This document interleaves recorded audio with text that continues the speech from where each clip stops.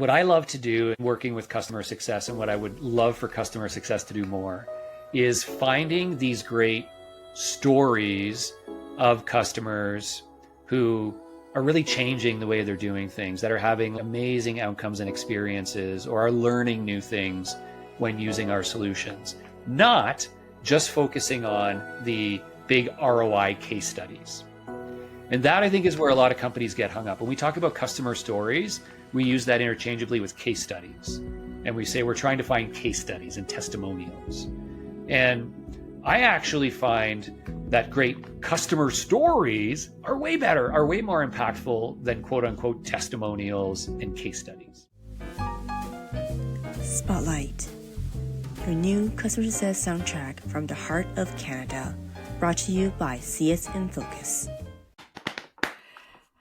Yay! Hi everyone, welcome back to the show, Spotlight. Today I'm really thrilled to have a special guest and a game changer in B2B marketing, the mastermind of SalesFeed. We have Tyler Lessard. Yay! Hey, thank you, Emma. It is so nice to be here. I've been waiting for this all week. This was the light at the end of my tunnel. We're recording here on a Friday, and I've been really looking forward to sharing some of my experiences in the world of B2B. So really happy to be here. Thanks for having me. And let me know if you want me to introduce myself a little bit more for folks. Go ahead. Deep diver. I want to hear all about you. All right. Well, hello, everybody. My name is Tyler Lessard. I'm based here just outside of Toronto in the wonderful cities of Kitchener-Waterloo. I have spent the last 10 years as VP Marketing at Vidyard, a video technology company based here in Kitchener. Prior to that, I spent the formative years of my career at BlackBerry, if anybody remembers it, the phone thing, not the fruit. And I spent 10 years there from 2001 to 2011, building and running their developer relations programs, their alliances partner programs, and eventually their global community of systems integrator partners. So I've had a very winding road of a career in tech, focused on business development and now marketing. And it's been a really exciting run, but I've learned a lot over the years being at a few different tech companies and really focusing on engaging audiences, and excited to share some of my experiences here today. Oh, thank you. Yesterday, you were presenting at Pavilion AKO. Yes. And talking about crafting authentic messaging outside in marketing. Can you share a bit your story about that whole presentation if the audience haven't tuned in yet? Yeah. Well, that was really fun. So Pavilion, and I have to say, going into it, I don't get nervous easily. I do a lot of public speaking. But this one, I was actually quite nervous going into, because the audience for this at Pavilion, if you folks aren't a part of it, it is a revenue leader community. And most of the folks in there are VPs of marketing, CMOs, chief revenue officers, business owners, CEOs. And so I was actually quite nervous going into this, because that's it's quite the elite audience of folks. And I wanted to make sure I was going to be talking about something unique and different, and, maybe try to help influence the way they think about things going forward. And thankfully, it turned out great overall. But the topic that is something I'm really passionate about, and something like all of us in CS, in marketing and business can really think about, was this idea of striving to become your audience's favorite follow. Now, again, it's like a simple idea, right? Like, as a marketer for our business, I'm always trying to, build audiences of engaged leads and prospects, of folks who either today or maybe one day in the future could become our customer. And to do that, traditionally, we run a lot of brand awareness campaigns and lead generation campaigns. And as soon as somebody shows signs of life, we try to convert them into a customer. But most of those people aren't yet ready. And so what I've been thinking about over a lot of the last number of years is, how do we make sure those people who do become familiar with us don't just have brand awareness, but that they have brand engagement, that they're staying engaged with us over time, that they love to engage with us because the stuff we're putting out there is so high resonance for them, that they stay tuned. And 3 months, 6 months, 2 years later, when they are ready for a product, we're there waiting for them because we're top of mind. And so the idea of how you do that is, it's an easy concept. Become their favorite follow. become that social media account, become that newsletter, become that podcast that those people look forward to every week, because it's like so great content that's about what they care about, not what you care about. And it's a very different mindset for a lot of marketers and salespeople, but the idea is simple, right? Like, think about your audience, understand them and what they care about, and then give them what they deserve and become their favorite follow, and you'll have a customer for life. So again, easier said than done, but it's an interesting shift on how to think about building those audience relationships. You touched base about engagement and be always on top of mind and crafting message that resonate. Now, how do you do that? Can you share a bit more, like why you're so passionate about this topic? Yeah, I'd like to hear. it's a great question, because I don't know where it started. It's funny. But I think over the last decade plus, as I've been like just ingrained in the world of B2B marketing, one of the things that I also had the unique opportunity to do was really lean into video as a communication medium, because I was working at Vidyard, who is a video technology company who provided video hosting to B2B marketing teams, and then also video messaging tools to sales teams. And so in our own marketing, and for myself as somebody in the ecosystem, I really leaned into video as a communication mechanism. And in hindsight, one of the things I, learned early on during those 10 years, I mean, frankly, was the power of video as a way, not just to communicate to an audience and to educate them, right? Like, we can learn a lot more sort of from visual content than we can from reading. So it's a great educational medium. But obviously, it's also a tremendous way to build relationships with audiences, to earn their trust, and to also come across as more authentic and genuine and all these great things. So I had a chance to really live and breathe those like benefits of video as a communication mechanism. And at the end of it all, I just really started to appreciate how great videos can create this really high resonance with people, right? It's like something when they watch it, it's more than just, oh, cool, I learned something, thank you. It's like they feel more connected to you. They feel more, again, trustworthy of you. And so that became really powerful for us as marketers and for myself as a business leader. And I just really continued to lean into that. And I took those lessons learned back into all my other communications, right? Whether it's video, whether it's a written post, whether it's an email I'm sending to somebody, an infographic I'm creating, or, a TikTok for our channel.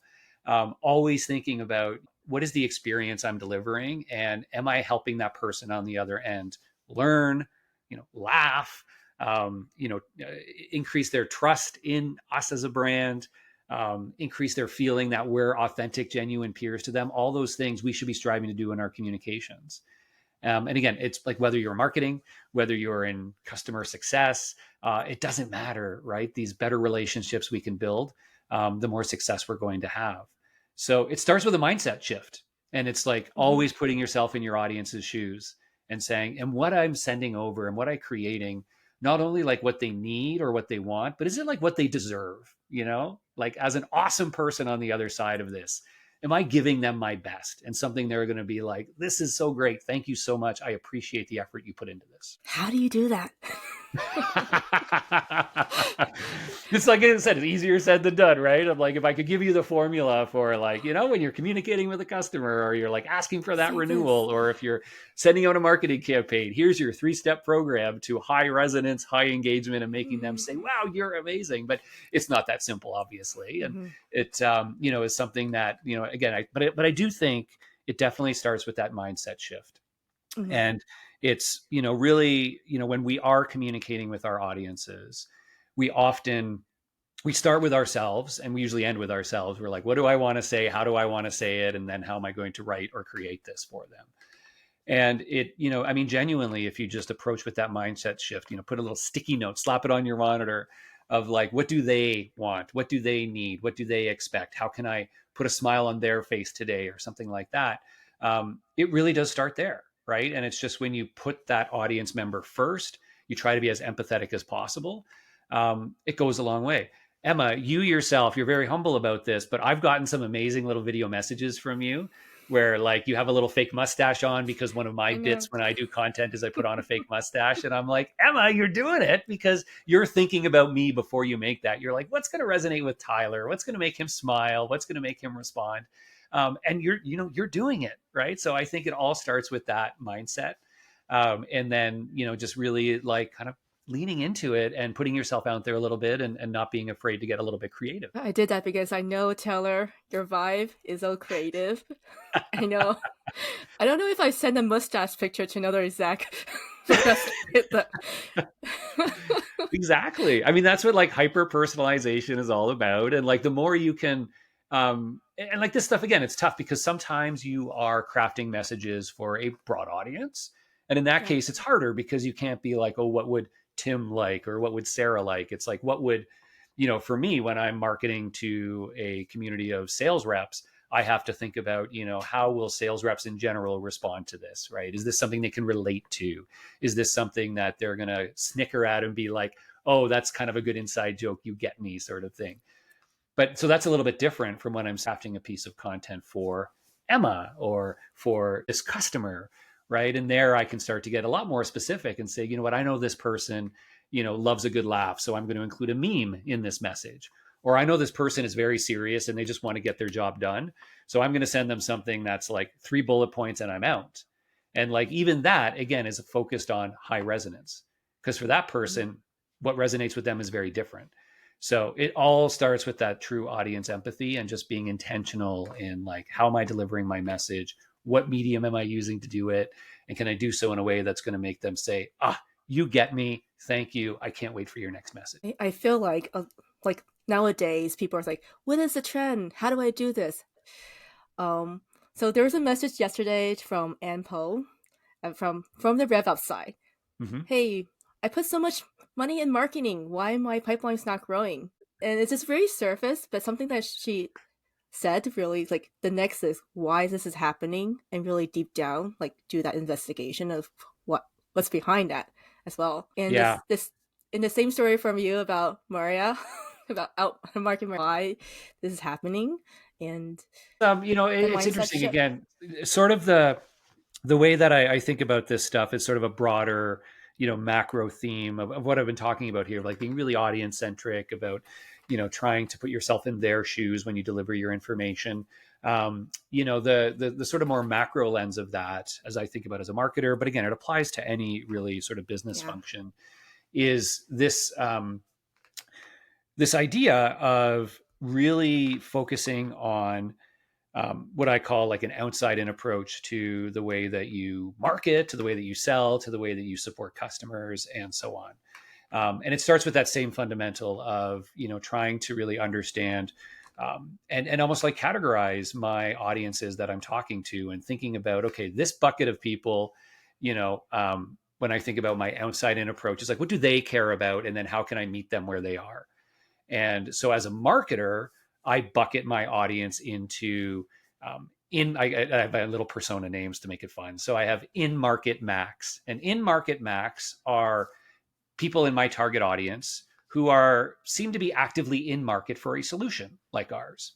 And so for in-market max, the things that are going to tell me that Max is in market is, he's searching for terms related to what we do. He's come to our website and like downloaded information related to our products, whatever they happen to be, right? There are different signals that as a marketer, we collect that data, we put them into a segment, and we say, this person is highly active in topics related to what we do. They seem to be in market for a solution. So I'm going to communicate to them in this way, right? And that's going to be about like capturing that opportunity and converting them into a sale. Now that's in market max.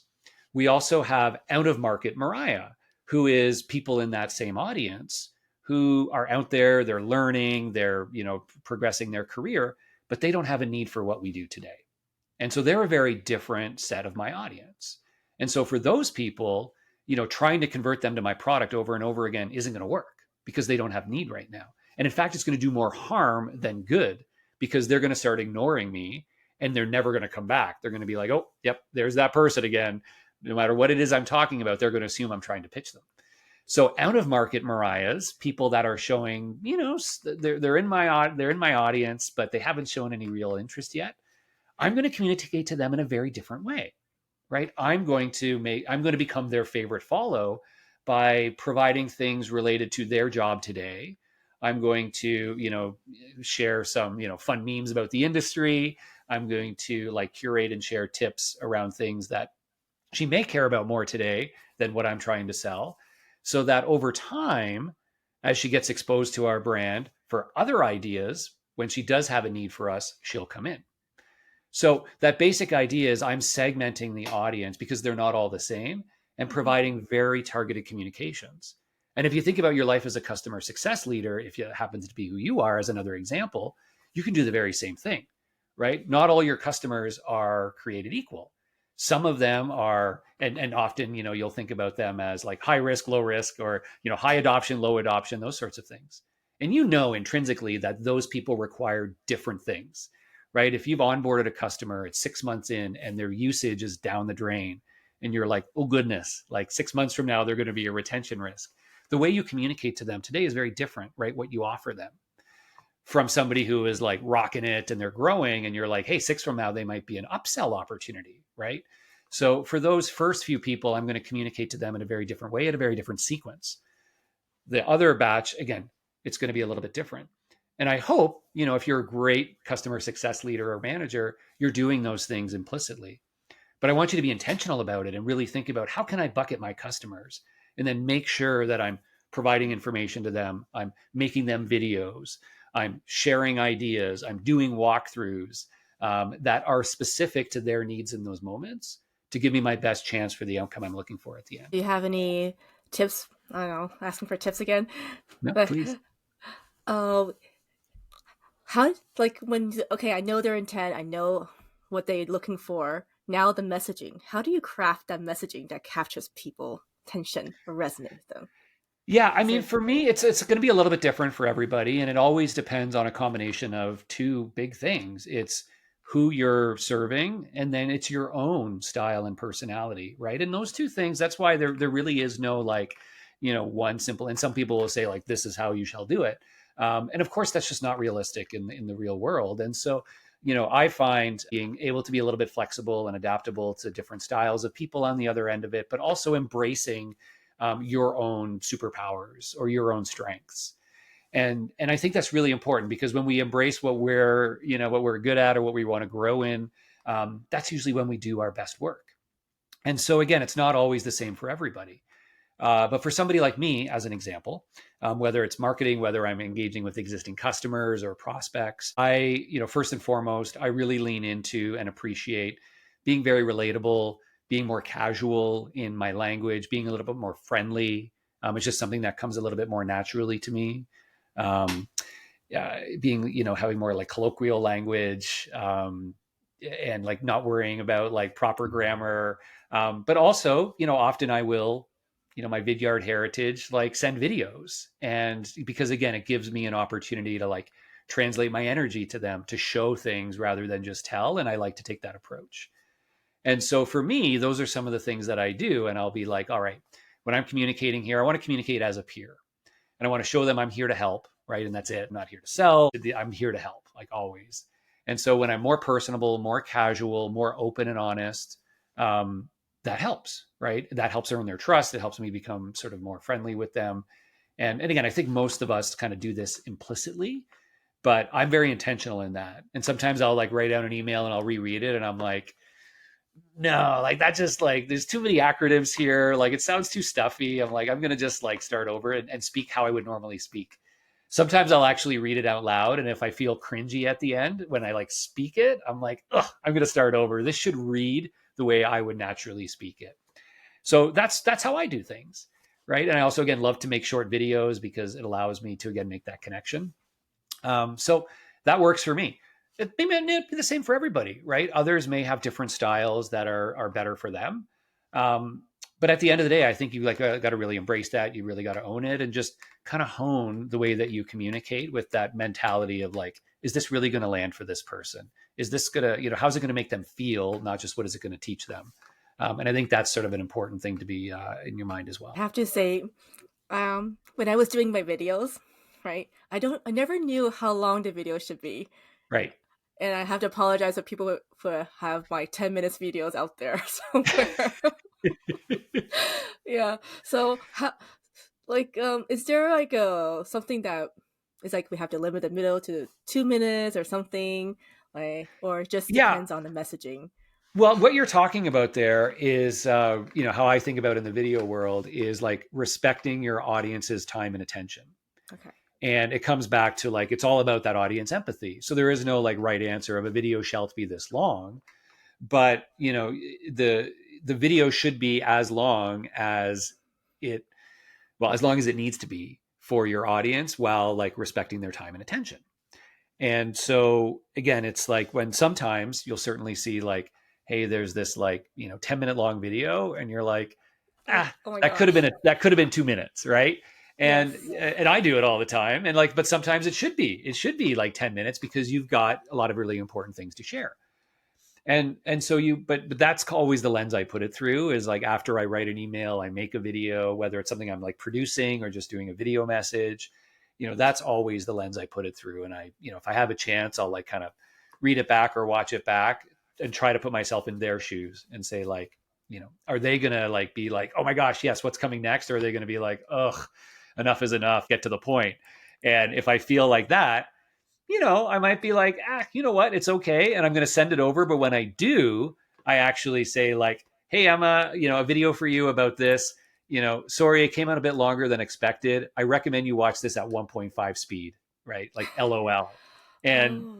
right, and I'm like, and I do that. I'm like recommended viewing speed 2x or something like that. And sometimes it also just like it lightens the mood a bit. They'll kind of chuckle. They'll be like, oh yeah, good point, and then they actually will do that, and it will work. Or I might again re-record it and be really mindful of, okay, I really just got to focus on the high points here. So again, I think that's always what it comes down to is like with emails, with videos, with documents, it should be as short as possible while being as long as it needs to be to get that message across and to give the audience what they're looking Oh, that's so true. I'll be mindful of my 10-minute videos from now on. for. I mean, I video didn't. is a particularly challenging one, right? Because video is you can't skim video. So you have to be extra sensitive if it is video that you're using to communicate. And I've learned this the hard way many times. A long email, people will just kind of like skim through and pick up the high points and move on if they feel it's too long. But a long video, again, you're sort of asking them, they've got to keep tuning in and it's hard for them to skip ahead. And so you have to be extra sensitive to it with video of like, am I getting my message across in a way, in a format, in a tone, in the amount of time that is sort of the best experience for my recipient on the other side or my viewer. Good point. I think that's why YouTube now have chapters, or there's chapters that you can highlight what this segment's about and skip through. And even transcript, now you can quickly scan what's going on. Totally. Yeah. Totally. Like, Yeah. oh, Yeah, and those are there for the audience. You're absolutely right, and it's help people find the information they're looking for as quickly as possible. And I think things like that are again they're good indicators of like how much we need to be thoughtful and thinking about the experience for our audience. Because in today's world, well, there's this silly, stat out there of like, oh, humans have a shorter attention span than a goldfish. We have, goldfish have a 9-second attention span and we have like an 8-second attention span. And that it's kind of baloney. But the real idea behind it is we have not short attention spans because I can watch an hour-long episode of, Breaking Bad and no problem at all. And my attention is fully fixed in. We have a low tolerance for content that isn't engaging and interesting and relevant and important, right? So our tolerance has shrunk over the years, right? We used to tolerate because we had much less information, we had much less options. We'd be like, well, this is probably the best I'm going to get, so I'll tolerate it. Now it's like you click play on something, and if it's not giving you what you expected in the first 10 seconds, you're like, nope, I'm out. Somebody else is going to tell me this in a better way because we have an abundance of information. And so our tolerance for content that doesn't resonate, that isn't great, has gone down, which means the bar for all of us creating the messages, creating the content goes up. We got to be better and better to meet those expectations of our audiences, or they're just going to be like, ugh, I don't have time for this. I'm going to go to somebody else. That's kind of how it's played out. you remind me of video of if there's like people jumping and you see the gorilla on the screen. That was that was a video, like a experiment about it, like how long the human attention span is. Anyway, Yeah. that was fun. I'll Yeah. find a gorilla video for you. It's a fun experience, that's for sure. Yeah, we're easily distracted. We have low tolerance for, Yes. things that aren't relevant and interesting, and we have an abundance of options now. And so like all those things come together for like, yeah, it seems like we have short attention. It's really just we have like, short tolerance for things. So it just means we all have to level up. Again, whether we're Yeah. communicating to a customer, to a prospect, to a market, we've got to be at our best, and we just got to keep getting better at telling better stories, delivering better messages in a shorter amount of time to respect our audience's attention, and sometimes in more creative ways, so it stands out and makes them feel something much more than something else that they're seeing. Sure. You talk about stories. Where Mm. do you find your customer stories, or is there an example that um okay, what I'm trying to do here is I want to promote the conversation between CS and marketing. There's so much Yes. things we can do together, for sure. Yes. Yeah, Amen. especially Amen. because Shout it from the yeah, rooftops. You know what? I think like as a marketer, I'm actually going to give you an answer to this that is, it probably goes against what a lot of other marketers say or do today. So I what I love to do in working with customer success, and what I would love for customer success to do more, is finding these great stories of customers who, are really changing the way they're doing things, that are having like amazing outcomes and experiences, or are learning new things when using our solutions, not just focusing on the big ROI case studies. And that I think is where a lot of companies get hung up. When we talk about customer stories, we use that interchangeably with case studies. And we say we're trying to find case studies and testimonials. And I actually find that great customer stories are way better, are way more impactful than quote unquote testimonials and case studies. It's not that we don't need those, right? Like a good case study with like they achieved 2x this and, increase their productivity by 30%. Yeah, that stuff is important and helpful. But those are like, it's like 1 in 1,000 customers where you can actually get them to commit to giving you that data. But all the rest of them, there's all these stories in there that are just sitting, waiting to be told and extracted and used, that we very rarely go for. And these are these stories of our customers just like breaking down walls and achieving new outcomes and like doing something better. Even if they can't say we 2x'd this, right? Like I'd much rather tell a story about Emma, the like incredible, what a sales leader who like her team was like struggling with not being able to book meetings. And it was like she was about to quit. And she like her reps were like none of them were hitting quota. So some of them were getting fired. And she then thought, you know what? I need to take a different approach. And so it's more about her journey, right? And it's like, yeah, she used Vidyard to do that, but it's more like she decided it was time for something new. She had to take a gamble. And so she took this big shot, a big risk, and embraced video messaging as part of their sales process. And the most amazing thing happened, right? One of her reps who was like missing quota, they sent out 5 video messages, and within a week they booked 2 meetings.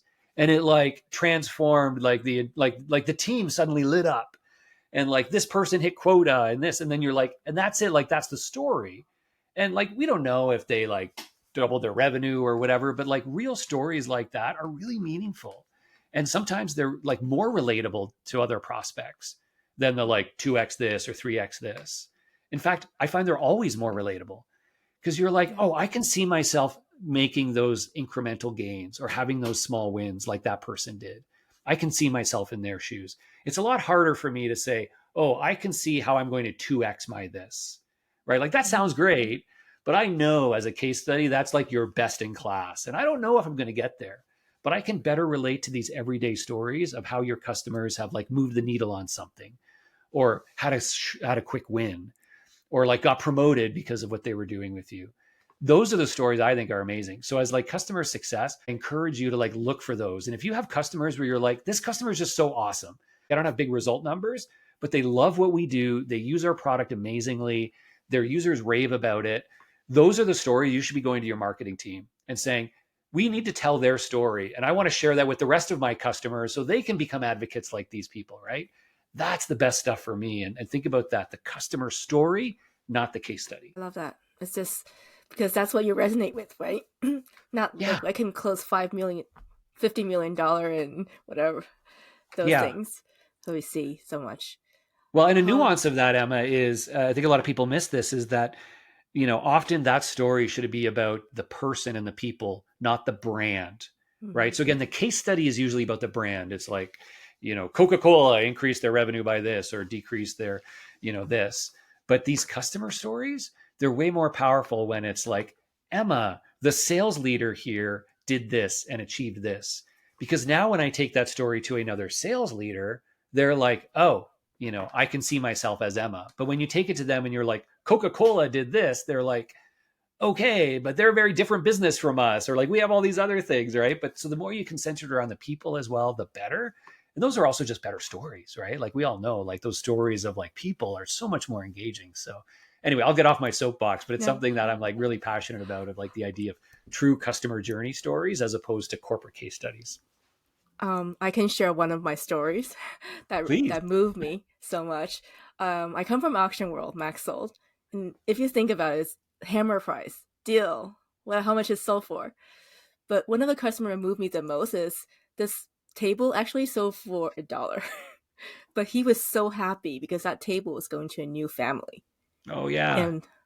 and we followed that journey, the relief, the happiness, and where that table goes to. It's got refurbished into a new home, and new families enjoying it. And that it was not the big dollar; it was that, like you said, it was the journey. Yeah, and what you're How we tapping into transform there, it. like as marketers, we think about there's the ROI for a customer, there's the functional benefits, like our solution is going to help you increase this, decrease this, or whatever. But then there's also the emotional benefits, which a lot of people aren't very good at talking about.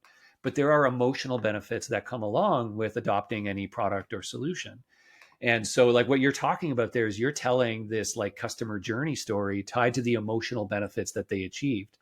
And it's like, yeah, the ROI like, wasn't necessarily huge, but wow, did it like make them like take pride in their business and like create this great outcome of this like really happy, customer on the other side.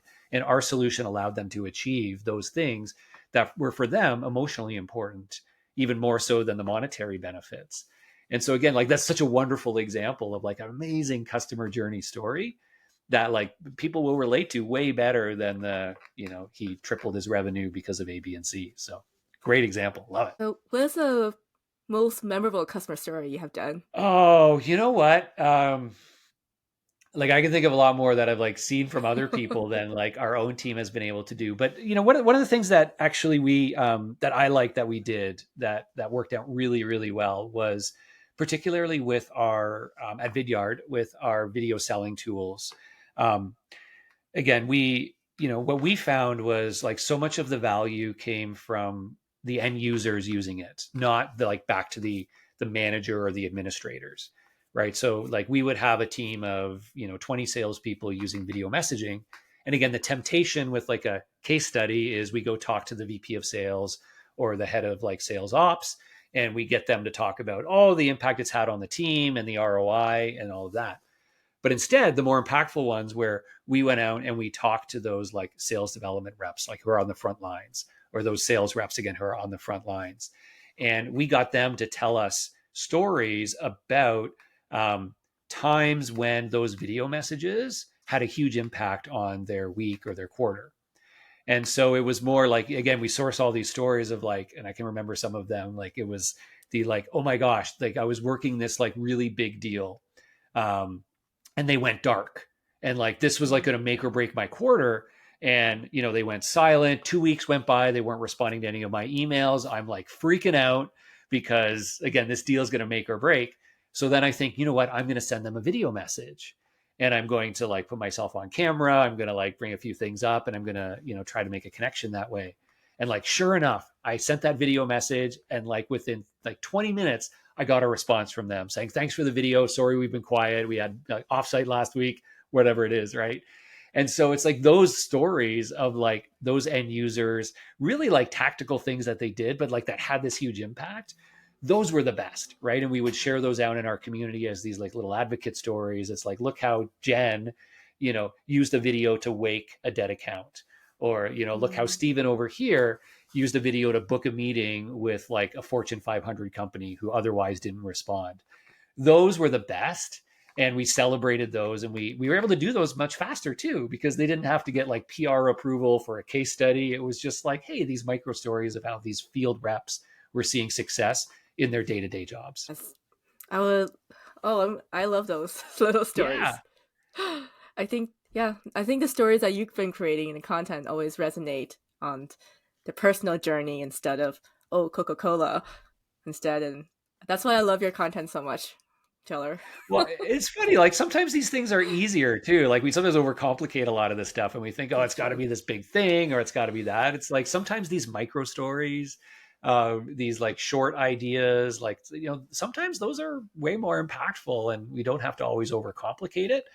And again, like just being authentic, being honest in them, trying to bring out people's passion, like that stuff. It's actually natural for a lot of people, and I think we just need to do a better job of trying to capture that and be less formal about it, be less worried about PR approval and like big messaging, and just like tell these micro stories. And like for marketing and CS, it's like this wonderful thing. This year, I don't know if you see the predictions. It's all about authenticity, really. I think no matter if I look at D2C trends or B2B trends, everybody go back to the community, the messaging, authenticity. Yeah. What would, from your view, what do you see people doing more of this year? So I'll just like say that number one, like I think you're right. Like authenticity is certainly a big trend, and something that is happening more and more. And it's tied to, just like some of these things that have happened over the last few years, where again, the world I come from has become like increasingly relevant. Like video has become this layer on all of the channels that we're interacting with people on today, right? Like social media, people are like TikTok, Instagram, even LinkedIn, YouTube, right? Like those are the primary channels that people are on during their days, and they've all become video first. And video first means all of a sudden now you're seeing faces, you're hearing voices, you're seeing real people. And it's breaking down these walls where like the old world of like both B2B and even B2C was very much like corporate brand, and like you're interacting with this sort of faceless brand. And now like that's totally changed. And we're expecting to be seeing real people, hearing real people. There's like this rise of influencers in all markets. And those people, again, have these big personal brands. People are following them on social. That's been a big play there. And so I think that has been driving this move towards more authenticity. And again, I think video was the big enabler for that, because now we're not hiding behind a blog post or, the written emails and such. Now people are expecting to see us. And when they see us, again, we have to be authentic. Like otherwise the messages just don't work. So I see that happening in big ways. I see, of course, like video being more and more a part of how we communicate. I think social media and like social style content is becoming more and more ingrained in how we do things. If you're not on TikTok today, like get going. And even if you're just a lurker, because like you don't have to post. I'm a lurker, I'll admit. But the stuff going on there in terms of like how content is being shared and communicated is pretty wild. And I think it really like sets the tone for where things are going. And it's like, it's short bursts. It's like really authentic for the most part.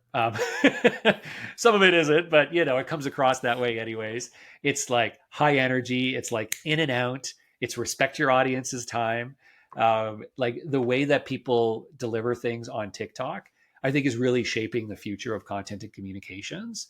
And I think you need to pay attention to it. And again, even if you're not good at that today, it's like a good benchmark to be thinking about.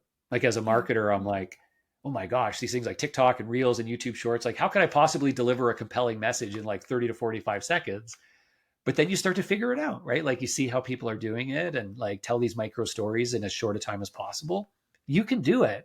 You just need to start to like adapt how you think about this stuff. And so I think that'll be a big trend as well, tied to authenticity. Video is kind of like the social style of content. And that's even like bleeding into our corporate messaging and how we communicate with customers. I know you did a big webinar about AI on videos. Can you? Yes.